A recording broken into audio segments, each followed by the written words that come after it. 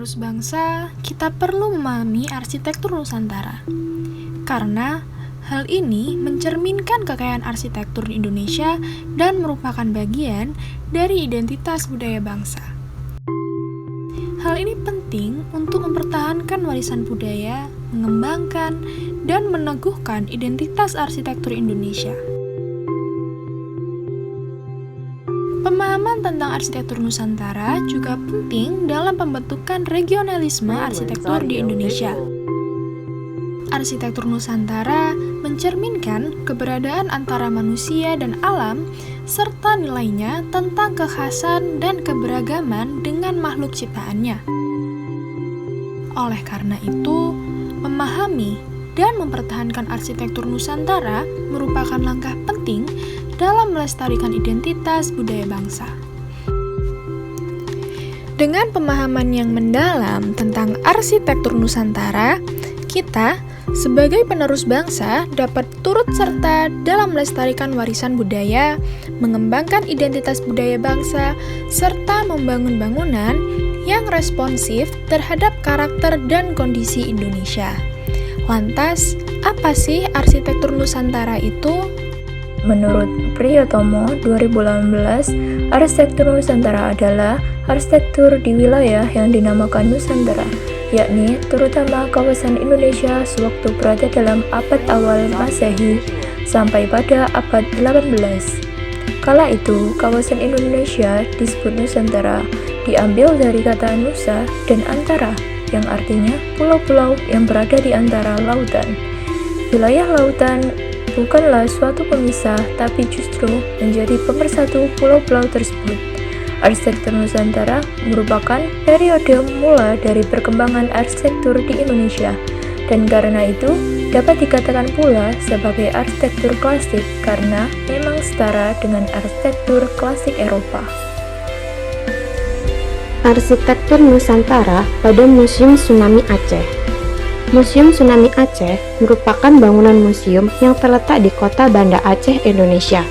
Bangunan ini memiliki struktur 4 lantai dengan luas 2.500 meter persegi yang dilengkapi dengan dinding melengkung dan ditutupi relief geometris. Museum ini dirancang oleh arsitek Indonesia yaitu Ridwan Kamil. Desain museum ini terinspirasi dari peristiwa tsunami Aceh yang terjadi pada tahun 2004 silam. Bentuk utamanya merepresentasikan gelombang air serta elemen air lainnya yang terlihat jelas pada ruang di dalam museum. Bangunan museum ini juga dirancang untuk menghadapi peristiwa bencana alam serupa dengan cara meninggikan bangunan, memiliki struktur bangunan yang tahan gempa dan tsunami, memiliki fasilitas pendukung bencana, dan terdapat beberapa area darurat evakuasi. Tata letak pada museum ini juga dirancang secara khusus, di mana setiap ruangan memiliki urutan yang harus dilalui pengunjung secara urut. Hal ini memiliki fungsi agar pengunjung bisa menghasilkan efek psikologis yang lengkap tentang persepsi manusia akan bencana tsunami. Dilihat dari atas bangunan, atap Museum Tsunami Aceh ini membentuk gelombang laut.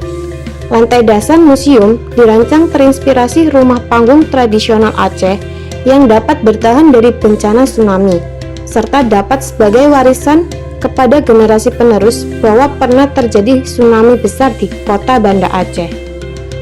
Terdapat beberapa bentuk geometri sederhana yang diterapkan pada bentuk Museum Tsunami Aceh ini. Yang pertama bentuk oval, dan kedua bentuk persegi panjang lengkung. Dari kedua bentuk tersebut, terciptalah sebuah bentuk yang memiliki lengkungan tanpa garis lurus akibat mixing composition yang terjadi. Arsitektur Nusantara pada Masjid Istiqlal. Masjid Istiqlal merupakan masjid nasional terbesar di Indonesia. Masjid ini terletak di Jalan Taman Wijaya Kusuma, Pasar Baru, Kecamatan Sawah Besar, Kota Jakarta Pusat. Masjid ini memiliki luas bangunan hingga 24 x 20 meter persegi dan berdiri di atas tanah seluas 98.247 meter persegi. Proyek ini diarsiteki oleh Friedrich Silaban. Desain dari Masjid Istiqlal sendiri dipengaruhi oleh aliran arsitektur modern. Bentuk bangunan dari Masjid Istiqlal yaitu berbentuk bujur sangkar. Ialah penggabungan beberapa bentuk bujur sangkar dan persegi panjang yang masih sesuai dengan masjid-masjid yang berada di Indonesia. Akan tetapi, elemen-elemen arsitektur lainnya seperti pintu, jendela, dan dinding membuat sebuah perbedaan dari masjid-masjid lain. Pada Masjid Istiqlal, bentuk bujur sangkar dari masjid didominasi oleh elemen-elemen dinding yang berbentuk garis-garis vertikal dan horizontal dalam ukuran yang masif dan besar sehingga berubah bentuk masjid menjadi sebuah bentuk yang baru. Bentuk masjid ini secara skala merupakan bentuk yang monumental, yang mana bentuk bangunan yang monumental merupakan ciri khas dari aliran arsitektur brutalis. Sebagai bentuk adaptasi dengan iklim tropis, bukaan memang harus didesain dengan sedemikian rupa sehingga sesuai dengan iklim yang ada. Pintu di masjid ini bermaterialkan material modern seperti kaca dengan ukuran pintu yang besar. Pada Masjid Istiqlal, bukaan ini berbentuk persegi. Bukaan ini merupakan salah satu bentuk adaptasi dengan iklim di mana bukaan ini bisa memasukkan aliran udara sehingga udara di dalam masjid dapat mengalir dengan baik.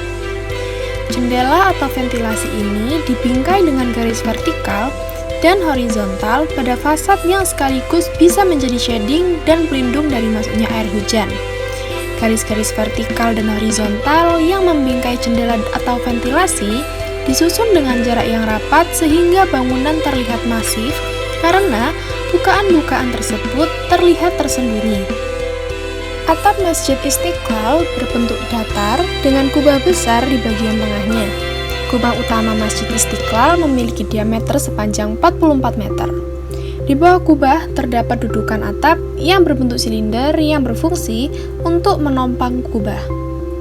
Perpaduan atap datar dengan hanya satu kubah di setiap bangunan dan bentuk kubah yang polos mencirikan arsitektur modern yang menjunjung kesederhanaan. Sedangkan untuk menara, Silaban mencoba membuat menara yang berbentuk langsing dengan material beton dan baja yang sesuai dengan bentuk masjid secara keseluruhan. Ruang sholat pada masjid ini terdapat di lantai utama yang terbuka dan berbentuk bujur sangkar. Bangunan utama ini diapit oleh dua plaza besar yang dikelilingi oleh koridor. Bangunan utama dan bangunan pendamping memiliki ketinggian hingga 5 lantai. Sebagai warga Indonesia, kita beruntung dapat mempelajari arsitektur Nusantara di Indonesia, yang mana arsitektur Nusantara merupakan karya arsitektur yang menggabungkan antara budaya lokal dan berlanggam Nusantara. Dengan mempelajari arsitektur Nusantara, diharapkan kita dapat meningkatkan keinginan dalam berarsitektur di Indonesia dan mengenal lebih dalam mengenai arsitektur yang berbeda-beda.